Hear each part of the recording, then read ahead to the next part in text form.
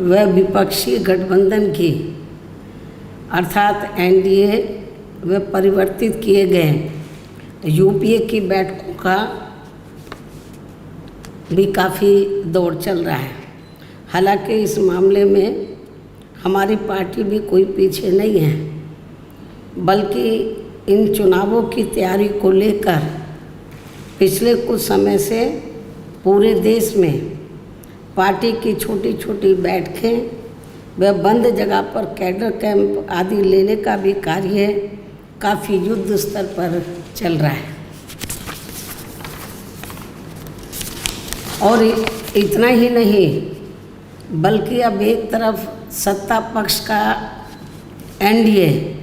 अपनी फिर से पूर्ण बहुमत की सरकार बनाने के लिए अपनी दलीलें दे रहा है,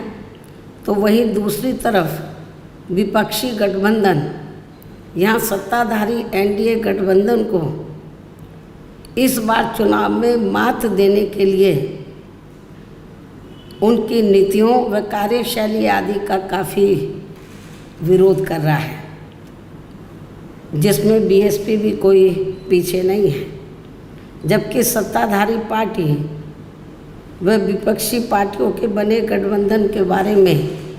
सच्चाई तो ये है कि यहाँ वर्तमान में विपक्षी गठबंधन के प्रमुख दल कांग्रेस पार्टी ने आज़ादी के बाद शुरू में केंद्र व अधिकांश राज्यों में भी अपने लंबे अरसे तक रहे शासनकाल के दौरान अपनी हीन व जातिवादी एवं पूंजीवादी मानसिकता को त्याग कर यदि देश व आम जनहित में तथा कमज़ोर वर्गों के हितों में भी पूरी ईमानदारी से कार्य किया होता और विशेषकर कमज़ोर वर्गों के हित व कल्याण के मामले में परम पूज्य बाबा साहब डॉक्टर भीमराव अंबेडकर की सलाह को भी मान लिया होता, तो फिर ना तो बाबा साहब को अपने कानूनी मंत्री पद से उस समय इस्तीफा देना पड़ता तथा ना ही आगे चलकर कांग्रेस पार्टी को केंद्र व अधिकांश राज्यों की भी सत्ता से बाहर होना पड़ता तथा ना ही फिर कमज़ोर वर्गों के लोगों को मजबूरी में बीएसपी के नाम पर अपनी अलग से राजनीतिक पार्टी बनाने की ज़रूरत पड़ती। और अब ये कांग्रेस पार्टी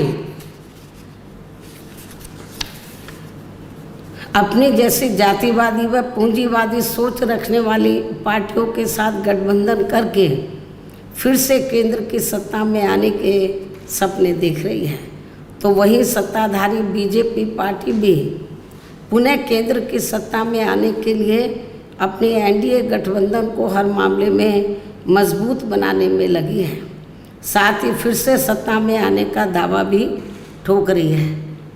ये कह रही है कि इस बार बीजेपी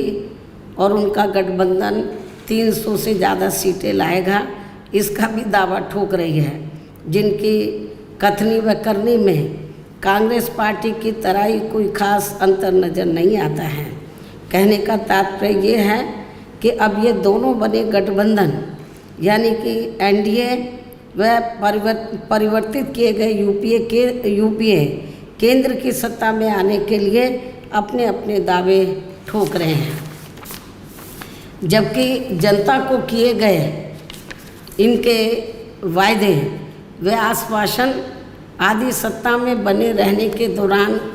अधिकांश खोखले ही साबित हुए हैं। वैसे भी कांग्रेस व बीजेपी एंड कंपनी के बने गठबंधन की अब तक रही सरकार की कार्यशैली यही बताती है कि इनकी नीति, नियत व सोच सर्व समाज में से विशेषकर गरीबों, दलितों, आदिवासियों, पिछड़े वर्गों, मुस्लिम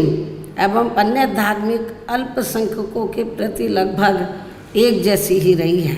क्योंकि इन्होंने सत्ता में रहकर शुरू से इन वर्गों के मामले में अधिकांश कागजी खाना पूर्ति ही की है तथा ज़मीनी हकीकत में इनके लिए कोई ठोस कार्य नहीं की हैं। लेकिन जब ये लोग सत्ता से बाहर हो जाते हैं तो तब फिर वे अपने वोट की खातिर इनके हितों में काफ़ी लंबी चौड़ी बातें करते हैं। जैसे कांग्रेस पार्टी का गरीबी हटाओ का व बीजेपी का हर गरीब के खाते में 20 लाख रुपए पहुंचाने को लेकर कही गई ये बातें सत्ता में आने के बाद केवल हवाई व खोखली ही साबित होकर रह गई हैं, जिसकी खास वजह से ही बीएसपी ने सत्ताधारी गठबंधन व विपक्षी गठबंधन से ज़्यादातर अपनी दूरी ही बना के रखी है। ऐसी स्थिति में अब इन वर्गों के लोगों को यानी कि कमज़ोर वर्गों के लोगों को आपसी भाईचारे के आधार पर वे अपना अकेले ही मजबूत गठबंधन बना के या हर मामले में अपनी एकमात्र हितैषी रही पार्टी बीएसपी को ही मजबूती देनी है तथा जिससे फिर यहाँ कोई भी गठबंधन केंद्र व राज्यों की भी सत्ता में पूरी मजबूती के साथ आसीन ना हो सके तथा इसके स्थान पर फिर इनकी मजबूत नहीं बल्कि मजबूर सरकार ही बनेगी। हमारी पार्टी का ये पूरा प्रयास होना चाहिए ताकि बीएसपी के सत्ता में ना आने की स्थिति में भी इन कमज़ोर वर्गों का यानी कि दबे कुचले लोगों का ये लोग ज़्यादा शोषण ना कर सकें। इतना ही नहीं बल्कि ऐसी स्थिति में बीएसपी को भी सत्ता में आसीन होने का मौका मिल सकता है। और जब तक हम लोग अकेले अपने बलबूते पर खड़े नहीं हो पाते हैं,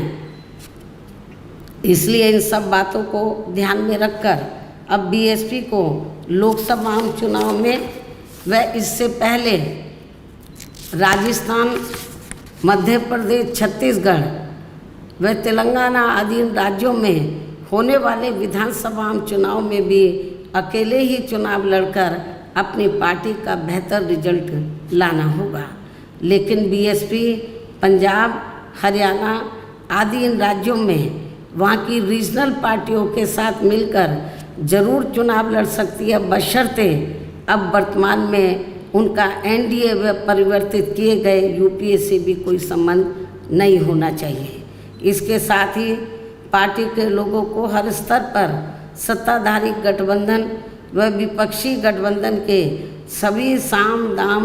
दंड भेद आदि हथकंडों से भी जरूर सावधान रहना है। इसके अलावा